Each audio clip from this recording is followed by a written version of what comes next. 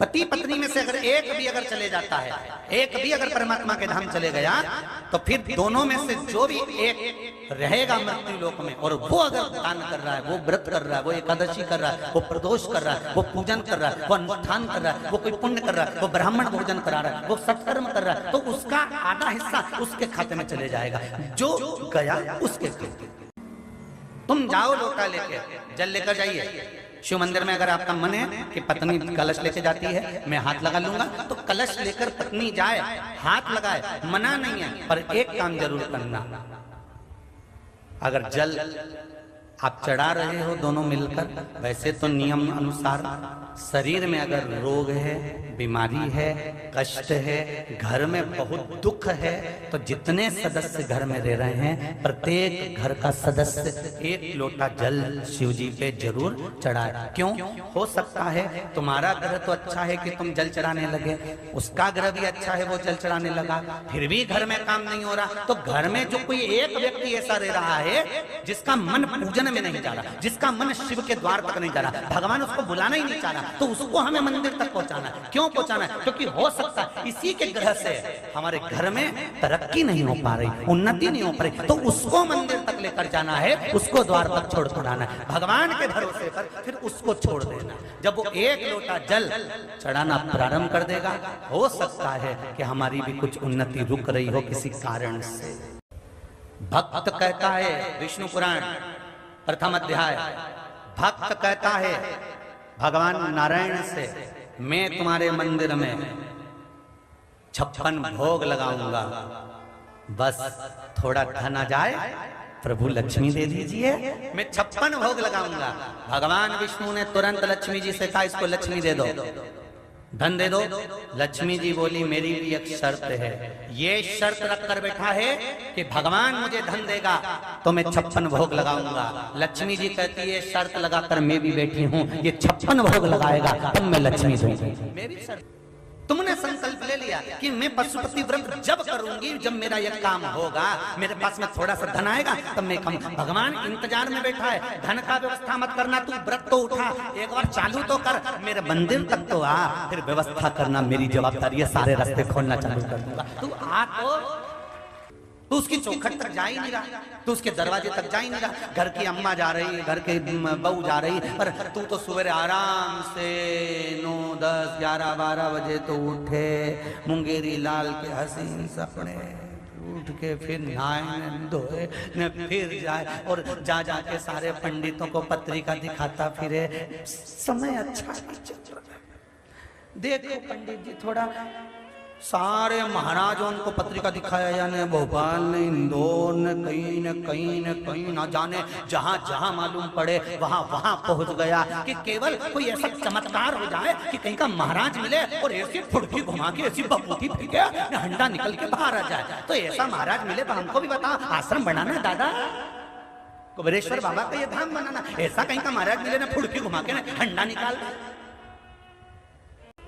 अगर ऐसी घुमा के हंडा निकालने वाले होते तो गीता जी में मेरा कृष्ण, मेरा ठाकुर नहीं कहता कि कर्म करिए, फल की इच्छा मत रखना, मैं दूंगा तो काम तो कर।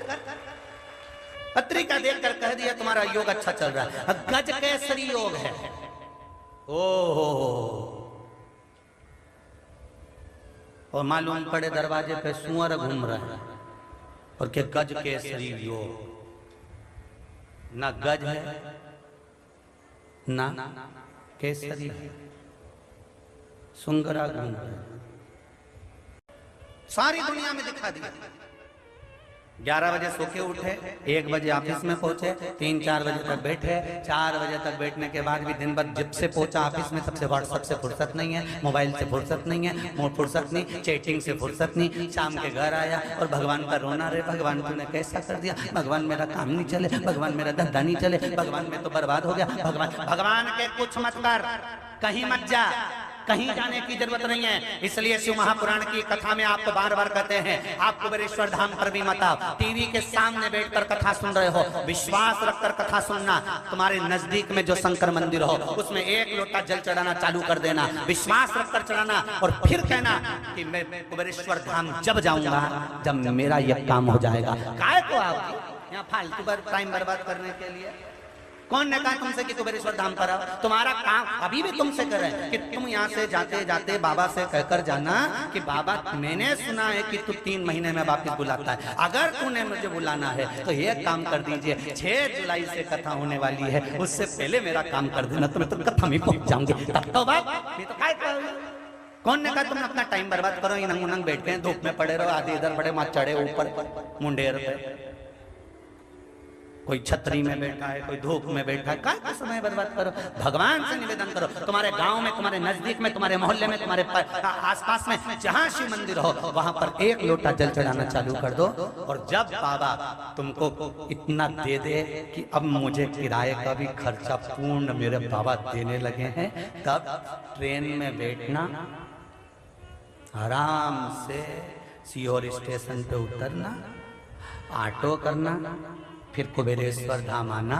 सीहोर वाला महाराज मिले नहीं मिले, बाबा कंकर शंकर मिलेगा, उससे विनती करना, सारे तीर्थ घूम कर आ जाओ और एक बार कुबेरेश्वर धाम की धरा पर आकर देखना, सारे तीर्थ होकर आ जाओ और एक बार वो चौराहे से ही तुम गाड़ी अंदर लोगे और अंदर आते आते आते आते आते आते जब प्रवेश करोगे कुबेरेश्वर बाबा के दरवाजे से, जब अंदर पांव रखोगे, बस उसका एक कंकर भी शरीर से छू गया, तब आपको महसूस होगा, ऐसा लगता है कि हम तो घर ही नहीं जाएं, यहीं बाबा के धाम बस जाएं, तब लगेगा। अभी ये दोनों जजमान बैठे हैं हमारे, सोनी जी और पाठक जी, इनके घर में भी कमरों में बहुत सुंदर सुंदर एसी लगे होंगे, हाल में भी लगे होंगे, जोरदार सब भी व्यवस्थाएं होंगी, सब कुछ होगा, भोजन भी अच्छा बनता होगा, सब काम होगा। अभी यहाँ तो एक सब्जी बने न भोजन, न पूड़ी बन जाए, न रोटी बन जाए, न चावल बन गया कभी। अब उसके बाद भी यहाँ के भवन में कहीं रह रहे हो, कहीं रह रहे हैं, उसके बाद रात्रि को तपन भी होती है, उमस भी होती है, उसके बाद भी शिव भक्ति का जो बल होता है, जितना जितना मेरे बाबा को यहाँ पर तपाना होगा उतना तपाएगा, सब निचोड़ लेगा तुमको, तब यहाँ से भेजेगा कि तेरे दुख काट कर भेज रहा हूँ, दुख काटे हैं तब भेज रहा हूँ।